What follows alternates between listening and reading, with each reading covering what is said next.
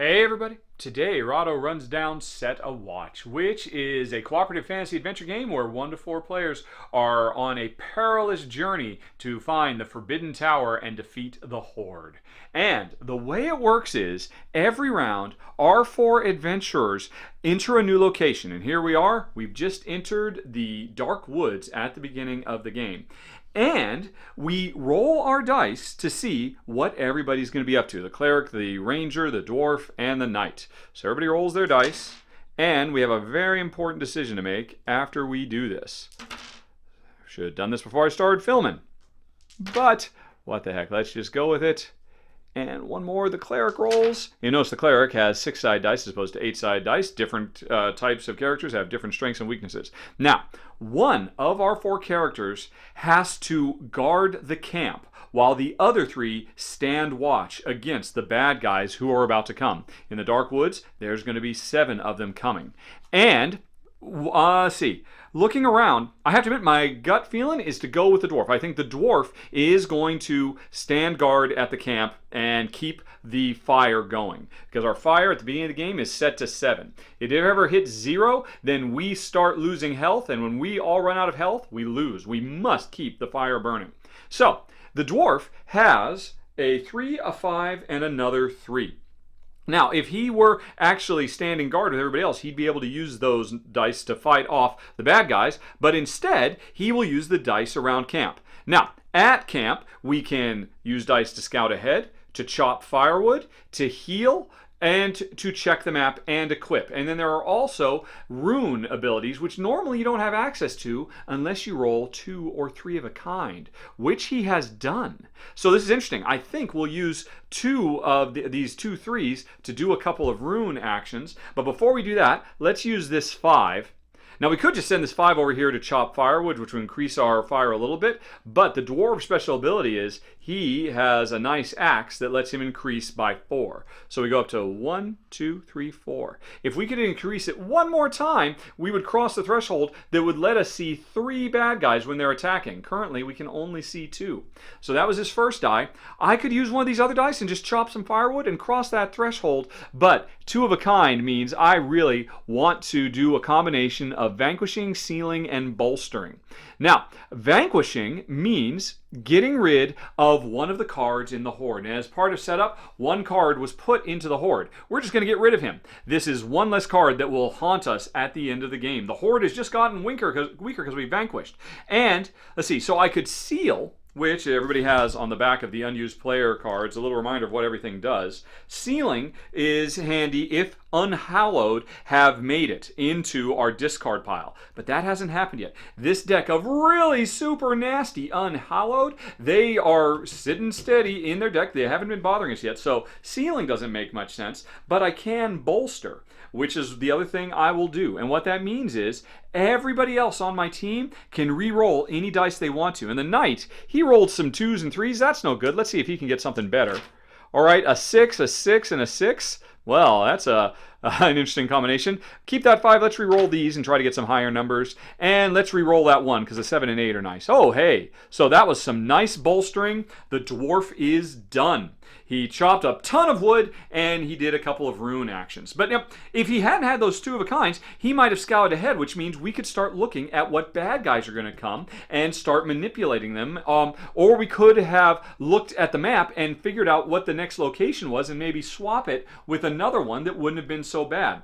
Or we could equip, because everybody starts with 3 randomly chosen abilities. Oh, by the way, because the dwarf stayed watch over camp, he got to heal 1. So all 3 of his abilities are good to go. But everybody else is wounded. So the knight at the beginning randomly doesn't have her magic sword. The cleric doesn't have the cleanse undead. I could have, if I'd rolled any 6s, the dwarf could have healed, but we didn't do that. But anyway, equipping means swapping any of these with the off ones if you want to bring Cleave or Berserker in to replace Wound or Giant's Bane or whatever. Anyway, The resting in camp is done. The dwarf is done, and we mark that he is resting in camp once. He's going to have to do it at some point in the game. Every one of these characters are going to have to rest in camp twice. Once he's done it twice, he cannot rest anymore. All right, so now the rest of our heroes are going to face the bad guys. Let's get these unhollowed out of the way. And the Dark Wood says there's going to be 7 bad guys.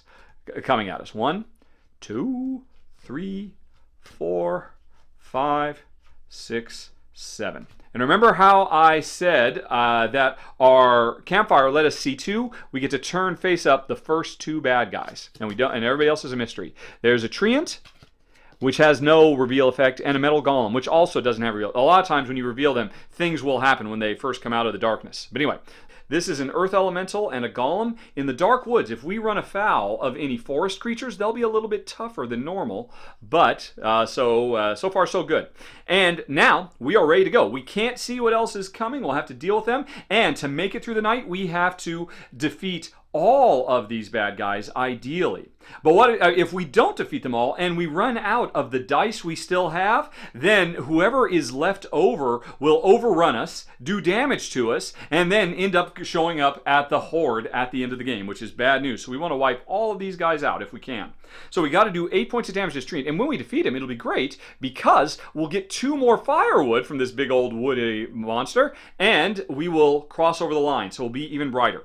So now the easiest way to fight these is just do direct damage. Take a die, and it do however much damage it does. So my knight working in conjunction with the cleric, that's 9 points of damage. It's a bit overkill, but they could just kill this treant outright.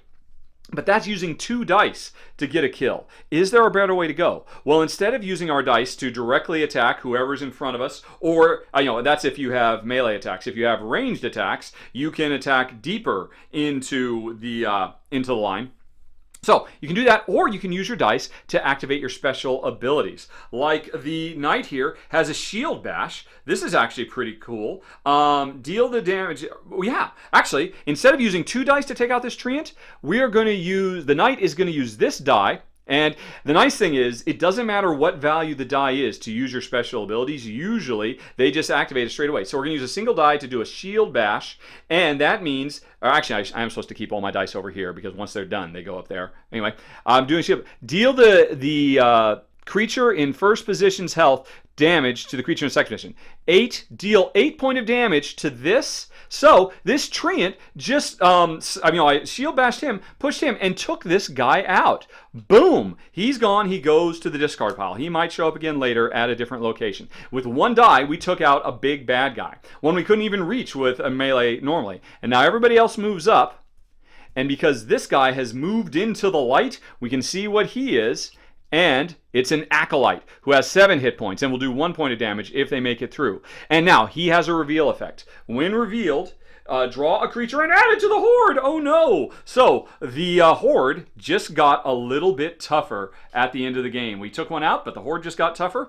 And he also has a first position. If he ever makes it up to the front of the line, he will do this as well, which is shuffling a summon card back into the draw deck if there's one in the graveyard. Summon cards, which are spread throughout this deck, depending on how tough you want to make the game, are the biggest, scariest, nastiest things because that's what summons the evil, scaried, unhallowed, which are the toughest of the tough. And so this would be very bad. Although it wouldn't be bad right now because we haven't seen any summon cards. So his first position effect, we're not scared of him going into first position right now. So let's go back to taking out this treant, which again, we'd like to do with 1 die instead of 2. Now remember, the dwarf can't do anything because he was off fighting. And the shield bash is done. We cannot do that again. So, we could also inspire, which lets other players re-roll their, increase their lowest die to its maximum value. We could turn this 3 into a 6 if we want to inspire, but that's not what we're thinking about. What should we be doing instead? Let's see. Move the revealed creature back to a different position. Oh. You know what? Actually, well, if we want to do another 1-2, I know the Elf Ranger has a nice little combo. We could put that guy to sleep, flip over a revealed creature, and push it to the back of the line, and then defeat any unrevealed creature. So, if the elf had really crappy dice, we might do this as a 1-2 to take out a really big, tough creature, like this treant. Although, they get much tougher. There are dragons and stuff in here. But, she's already got high-level dice. In fact, you know what? She's got an 8. Let's just have her go pew! And take this out all by herself with a single 8. The treant is defeated. Bip, bip. So now we're revealing 3. This goes into the discard pile, sliding forward, and now we have 3 in position, and we see that there's another acolyte, and oh my gosh, oh wow, we have a summon. Okay, so this is what I was just talking about. Immediately exhaust this card. Or first of all, one of us is exhausted. We have to lose one of our special powers. Okay, I'll go on ahead and lose this inspired sight. So it's like the knight has taken 2 points of damage. Still has a shield bash, but is really kind of getting low. So we have to lose one of our powers and then replace this card with the top card from the Unhallowed. A corrupt druid has just shown up, and things have gotten a little bit scarier. And now, this acolyte's already gone to the front, so we don't have to worry about it. But if this acolyte moves to the front, then this summon will come out of the discard pile and get shuffled back into the draw deck, so we'll have more. Things have just gotten very scary very quickly. So we've got these. We still have 2 more we have to beat, but we still have a bunch of big hitting dice and a bunch of special powers. Now, here's an interesting thing. If I wanted to, I could use this shield power again. But if I use it a second time, I have to completely exhaust it as well. Which means, well, chances are my knight's going to be the one who's resting next round and trying to keep the fire going. But what am I going to do?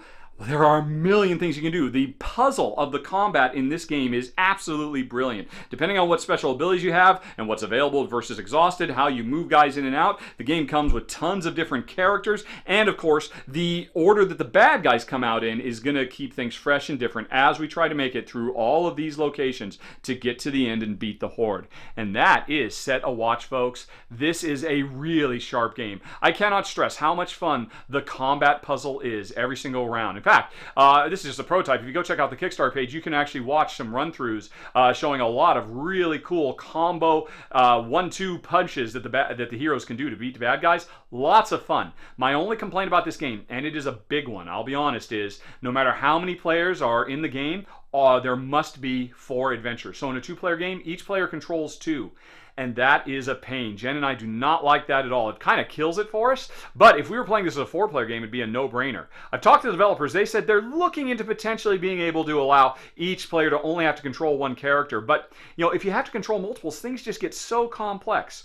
Although in this game, it's not as bad as some other games, because an interesting thing, a thing I really like about Set a Watch is this is kind of like Die Hard, the fantasy game, because the longer you go, the deeper in the evil world we go, the more we get worn down. We never level up in this game. We are just constantly getting beaten down, trying to stay alive, trying to keep that fire burning, and just barely crossing the finish line. We're very powerful with what we can do with our characters, but we do just get worn down. It's a game of attrition, and it's very exciting right up to the end. And that is Set a Watch. And that's the rundown. Thanks for watching. Have a nice day. Talk to you later. So long.